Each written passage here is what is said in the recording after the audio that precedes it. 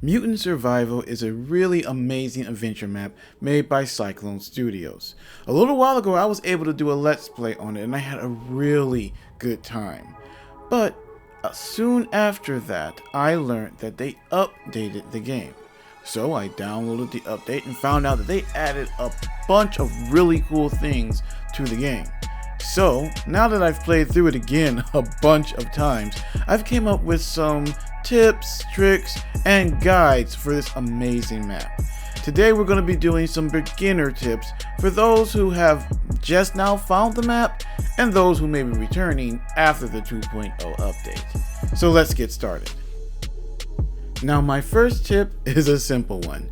When you first start up the map, look around. If you don't see any other players with you, stop what you're doing and go invite some of your friends to play this map with you.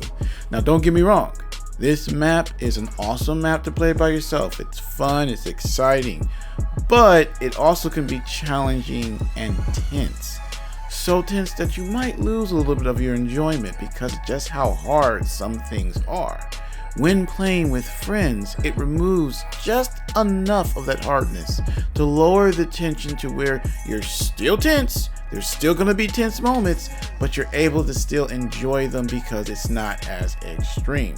With friends there, you have someone watching your back, you have someone helping you search for loot, you have someone to help you cook food. Everything comes a little bit easier and more enjoyable, adding just another layer of depth to the game that I think you might miss out on playing by yourself.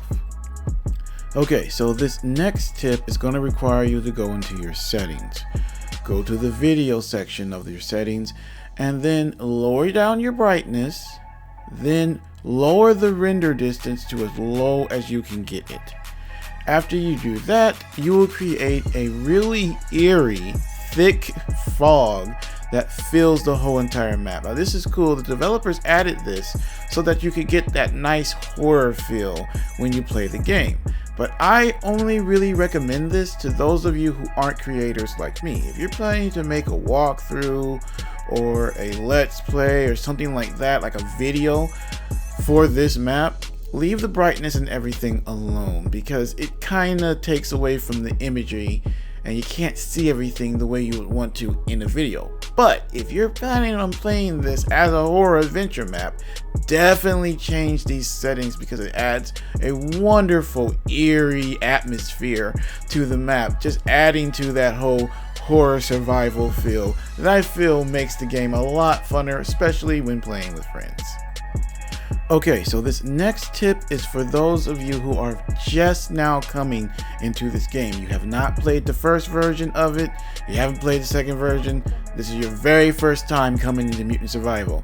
Now when you first start up, you'll be in like a lobby area, it'll be a house. You'll go downstairs to start the game, but before you do, you're going to walk past a projector. Make sure you activate that projector and watch all the slides. It gives you very important information about tools and how to repair certain vehicles that you're going to need. Basically, all the important survival information that you need for the map is going to be on this slide. So make sure you take the time to stop and watch that projector. Okay, so you've officially started the map. What do you do first? Well, a part of you is going to want to instantly start exploring everything. Go to the first house you see and start looting it. Well, although you will have to eventually do this, I highly recommend you go straight for doing the story missions first. Not all of them, just the first 3. Because what's going to happen is that's going to reveal to you really important locations that have good equipment that you're going to need, as well as locations that you can use as a homestead or base. This is really important because it helps prepare you for many of the challenges you're going to be facing in the game. So definitely have patience. You're going to be able to explore the rest of the world, but first start doing those story missions so that you can get put on the right track. Now there is one thing that I do recommend you do right away. In fact, I recommend you do this every chance you get. Hunt. You see, there is food items that you can find in this game, and it will take away your hunger. But if you eat too much of most of it, it will make you sick. The only food items that you can get that 100% won't make you sick and get rid of the most hunger is meat, cooked meat, from deer and rabbit that have been scattered across the map. If you go to the forest, you'll find bigger quantities of them, but they do appear all around the city areas too. Anytime you see one of these bad boys and you can actually get to them or take them out, do it, because that cooked meat really comes in handy. And thanks to the new tool they added for cooking, you can pretty much cook anywhere you are as long as you have your lighter and raw meat to cook. Next tip, always carry a ranged weapon with you at all times. You see, there are several mobs that have very devastating range attacks or area of effect attacks, and they can do a lot of damage and take you out quickly. Getting close isn't always an option, so you're going to need to make sure you have a ranged weapon to take them out from afar, which fortunately enough, the game has awesome throwing spears and bows and arrows. So once you get them, make sure that you save them for only when you need them and that you hang on to them no matter what.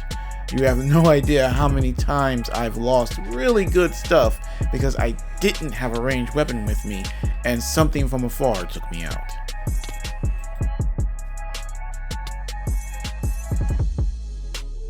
Now for my last tip for today, I'm going to recommend that you set up multiple bases all over the map.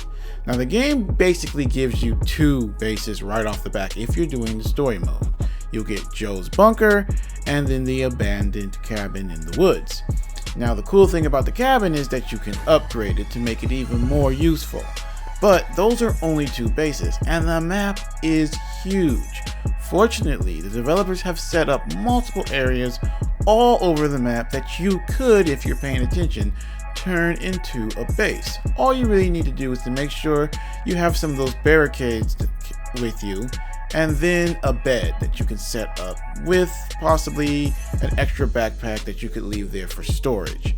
As long as you have that, you'll be able to sleep, possibly cook food and store things at that base location when you need to, which this is very important because you do not want to get caught outside at night. So you want to make sure you have safe places to store things and sleep so that you can still be able to explore without the fear of getting caught out in the middle of nowhere with no place safe to sleep. Well, that's going to be it for today, guys. But don't worry, we've got many more tips and tricks to show you guys about this awesome map, as well as some guide videos to some of the more well-hidden secrets. So make sure you guys are subscribed and hitting that notification button. That way you won't miss a single video about this awesome map. But once again, I just want to say thank you again for watching and watching to the end. And I'll see you next time. Average Arcader out.